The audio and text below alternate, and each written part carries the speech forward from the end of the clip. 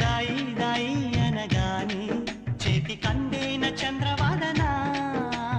కుంచె నువ్వే తాకగానే పంచ ప్రాణాలు పొందినానా బొమ్మ దుమ్మ తేలక మారిపోయా నేనే బొమ్మగా ఏదో చిత్రం చేయగా చేరువయ్యా నేనే చెలిగా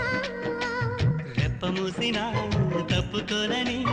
కంటి పాప ఇంటిలోన